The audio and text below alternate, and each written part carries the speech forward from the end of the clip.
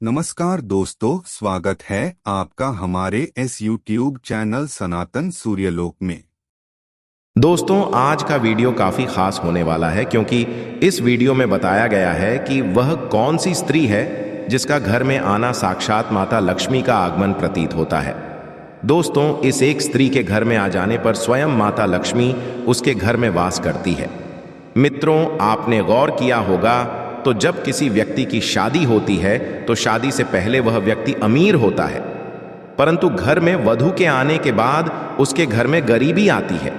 इसका क्या कारण है और वह कौन सी स्त्री है जिसके घर में आने पर स्वयं माता लक्ष्मी का वास होता है और उस व्यक्ति के घर पर अन्न धन की कमी नहीं होती?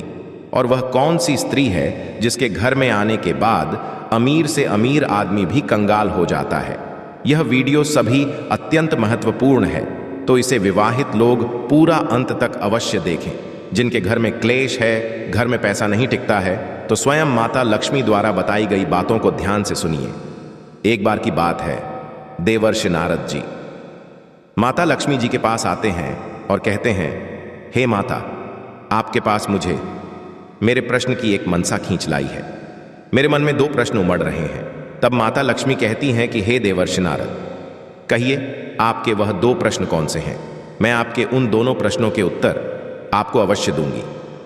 तब देवर्षि नारद जी कहते हैं, हे माता, मेरा पहला प्रश्न यह है कि वह कौन सी स्त्री है जिसके घर में आने के बाद घर में गरीबी आती है, और वह कौन सी एक स्त्री है जिसके घर में आने के बाद स्वयं आपका आवाहन होता है और उस मनुष्य का घर खुशियों से भर जाता है? तब माता लक्ष्मी कहती है, हे विष्णु भक्त नारद जी, अपने आज यह प्रश्न पूछकर संपूर्ण लोक जगत का कल्याण कर दिया है। आज मैं आपको बताऊंगी कि वह कौन से ऐसे घर होते हैं जिनके घर में मैं प्रवेश करती हूं, और साथ ही आपको यह भी बताऊंगी कि वह कौन सा क्लेश है जो किसी भी व्यक्ति के घर पर होता है तो उस व्यक्ति के घर को मैं छोड़ देती हूं। परंतु हे नारद जी, मैं आपको आपके इन दोनों प्रश्नों के उत्तर एक कथा के माध्यम से दूंगी। तब देवर्षि नारद जी कहते हैं कि हे, आप कथा को सुनाइए, मैं इस कथा को पूरा अंत तक सुनूंगा। तब माता लक्ष्मी कहती हैं कि इस कथा को सुनने मात्र से समस्त मनुष्य के पाप नष्ट होते हैं और उन्हें स्वर्ग लोक में स्वयं यमराज जी अपने बराबर का स्थान देते हैं। अब माता लक्ष्मी जी उस कथा को सुनाना आरंभ करती है और कहती है, हे देवर्षि नारद जी, प्राचीन काल की बात है। मध्य देश में एक धनवान सेठ रहा करता था। उस सेठ के 2 थे, दोनों अत्यंत ही गुणवान और चरित्रवान थे। उस सेठ की पत्नी और उस सेठ के लड़कों की माता के अच्छे आचरण की वजह से ही स्वयं माता लक्ष्मी जी उस सेठ के घर पर विद्यमान थी, जिससे सेठ के घर पर धन धान्य की कोई कमी नहीं थी, जिससे उस सेठ की चर्चा पूरे नगर में थी। प्रत्येक व्यक्ति सेठ से अच्छे से बात करता था और सेठ के पुत्रों की प्रशंसा करता था। सेठ अब जहां भी जाता था अपने को साथ लेकर जाता था और उन्हें वह सारा काम सिखाता था जो वह सेठ स्वयं करता था, जिससे अब सेठ के पुत्र भी अपने पिता के काम में हाथ बटाने लगे थे, जिससे सेठ को दिन दुगनी रात चौगुनी तरक्की मिलने लगी थी। उसका धंधा साथ में आसमान पर था। एक बार उस सेठ के गांव में वर्षा नहीं हुई और पूरे गांव में गरीबी छा गई। गांव के सभी व्यक्ति राजा के पास गए तो राजा के कोष में जो अन्न था वह भी समाप्त। तब स्वयं राजा ने उस सेठ से कुछ अनाज उधार लिया। इसी तरह सेठ का नाम और कीर्ति सभी तरफ बढ़ती ही गई। अब सेठ बूढ़ा होने लगा, परंतु उससे पहले उस सेठ ने अपने दोनों पुत्रों की शादी कर दी। सेठ के छोटे बेटे का नाम मंगल था तथा बड़े बेटे का नाम मनोहर था। जब सेठ के अंतिम दिन निकट आए तो सेठ ने मनोहर तथा मंगल को अपने पास बुलाया और सेठ ने अपने पुत्रों से कहा कि हे पुत्रों, मेरे जाने का समय निकट आ गया है, परंतु उससे पहले मैं अपनी संपत्ति तुम दोनों के नाम कर देना चाहता हूं। अब माता लक्ष्मी कहती हैं कि हे देवर्षि नारद जी, अब वह छोटा बेटा मंगल बोल पड़ता है, पिताजी, मुझे संपत्ति में कोई हिस्सा नहीं चाहिए, बस मुझे आपका आशीर्वाद चाहिए और आप यह पूरी संपत्ति बड़े भैया मनोहर के नाम कर दो। तब पिता ने उसे कहा, हे पुत्र, आज नहीं तो कल तुम दोनों की पत्नियों में आपस में नोकझोंक होगी, फिर से तुम भाइयों में भी पड़ सकती है। इसलिए अगर तुम्हारे हिस्से की जमीन तुम्हारे पास रहेगी तब तुम्हें कोई परेशानी नहीं होगी। अब वह छोटा बेटा मंगल बोला, पिताजी, मुझे अपने बड़े भैया मनोहर पर पूरा विश्वास है, वह अपनी पत्नी का साथ नहीं देंगे। ऐसी विषम परिस्थिति में वह मेरे साथ रहेंगे।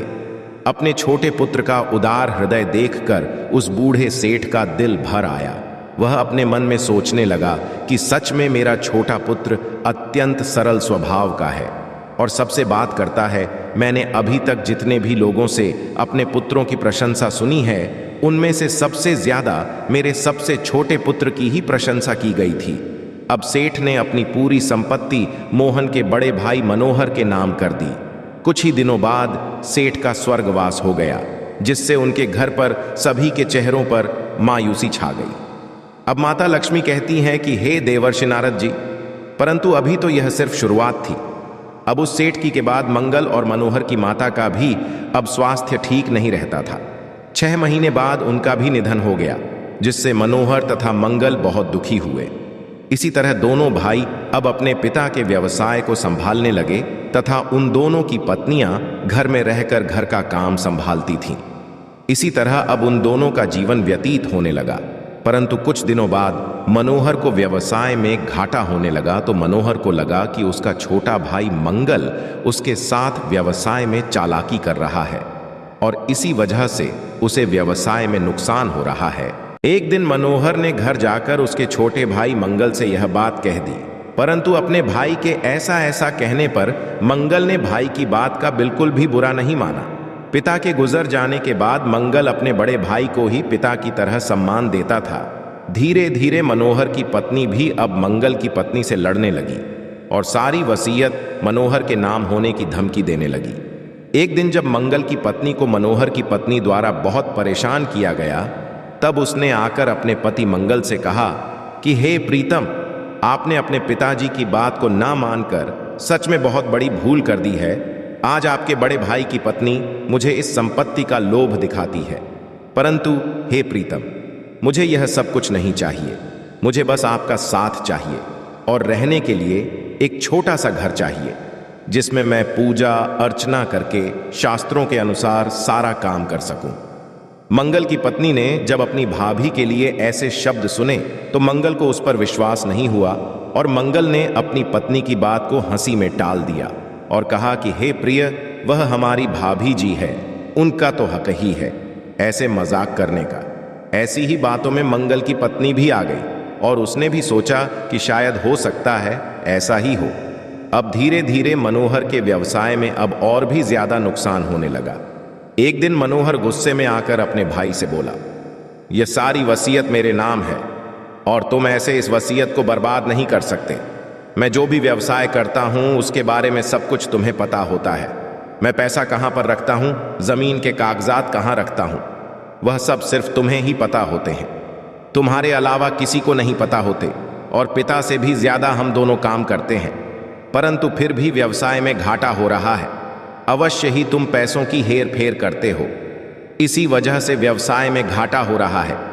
ये सारी संपत्ति पिताजी ने मेरे नाम की है, इसलिए मैं तुम्हें अपनी संपत्ति से बेदखल करता हूं। मोहन बेकसूर होकर अपने भाई की बात सुनता रहा।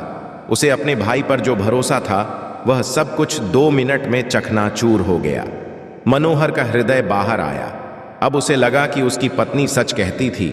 अपने भाई के द्वारा संपत्ति से बेदखल किए जाने पर मंगल अपनी पत्नी के साथ तुरंत वहां से चला आया और एक कुटिया बनाकर रहने लगा। अब माता लक्ष्मी कहती हैं कि हे देवर्षि नारद जी, मनोहर के व्यवसाय में घाटा होने का कारण न तो मंगल था, न ही मनोहर था और न ही मंगल की पत्नी थी। व्यवसाय में घाटा होने का कारण सिर्फ और सिर्फ मनोहर की पत्नी थी और उसके द्वारा किए गए कार्य थे। मनोहर की पत्नी सुबह अपने पति को दिखाने के लिए मनोहर से पहले उठती थी और रसोई घर में जाकर ऐसा प्रतीत कराती थी कि सारा भोजन ही बनाया है, परंतु ऐसा नहीं होता था। मंगल की पत्नी सुबह जल्दी उठकर प्रातःकाल स्नान करती थी, पूजा पाठ करती थी, शास्त्र के अनुसार ही भोजन बनाती थी और वह मनोहर की पत्नी को खाना परोसने के लिए दे देती थी, जिससे मनोहर तथा मंगल को ऐसा लगता था कि वह भोजन स्वयं मनोहर की पत्नी और मंगल की भाभी बना रही है। मनोहर के व्यवसाय में घाटा होने का कारण सिर्फ और सिर्फ मनोहर की पत्नी थी। वह ना तो स्वयं सुबह उठती थी, न तो शास्त्रों के हिसाब से भोजन पकाती थी, कभी कभी तो बिना ही भोजन पकाने बैठ जाती थी। भूल से कभी कभार ही मंगल की पत्नी के साथ पूजा पाठ में बैठ जाया करती थी।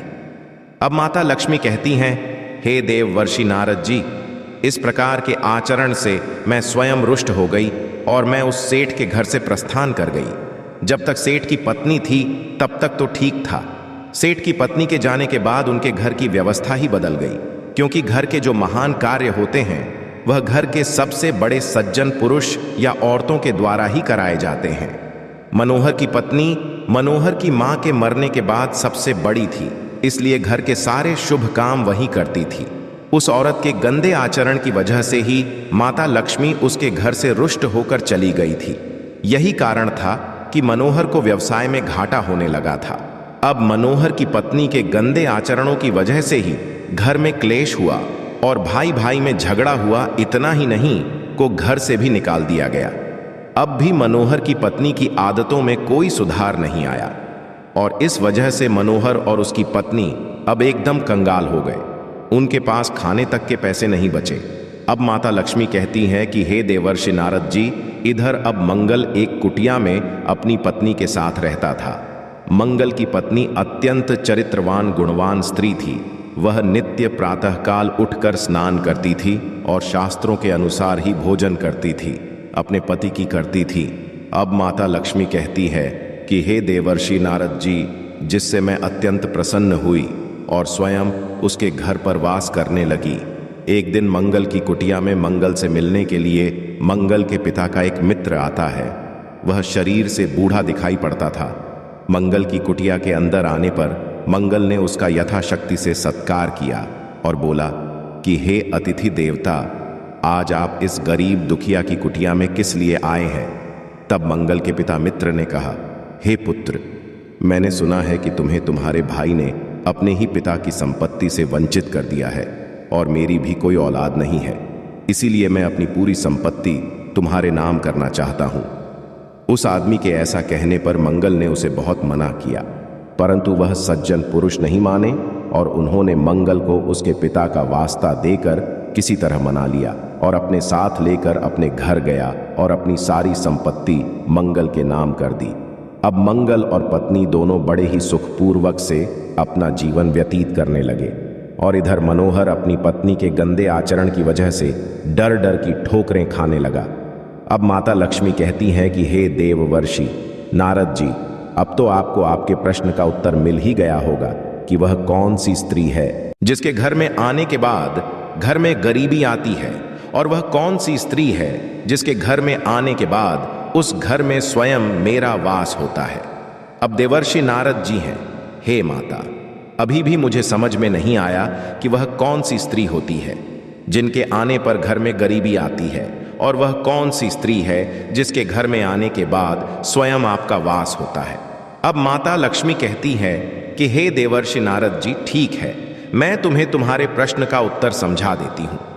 तुम्हारा पहला प्रश्न था कि वह कौन सी स्त्री है जिसके घर में आने के बाद घर में गरीबी आती है, तो इस प्रश्न का उत्तर है एक ऐसी स्त्री जिसे शास्त्रों के बारे में अध्ययन नहीं होता, जो नित्य सुबह उठकर स्नान के साथ पूजा पाठ नहीं करती, बिना नहाए ही भोजन पकाती है और बिना नहाए ही खाना खा लेती है।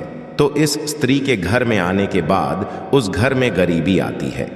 तुम्हारा दूसरा प्रश्न था कि वह कौन सी ऐसी स्त्री है जिसके घर में आने के बाद स्वयं मेरा आगमन होता है, तो इसका उत्तर यह है कि वह स्त्री जो अपने पति की सेवा करती है, उसके प्रति ही अपना लगाव दिखाती है, नित्य सुबह स्नान दान पूजा पाठ करती है और शास्त्रों के हिसाब से चलती है।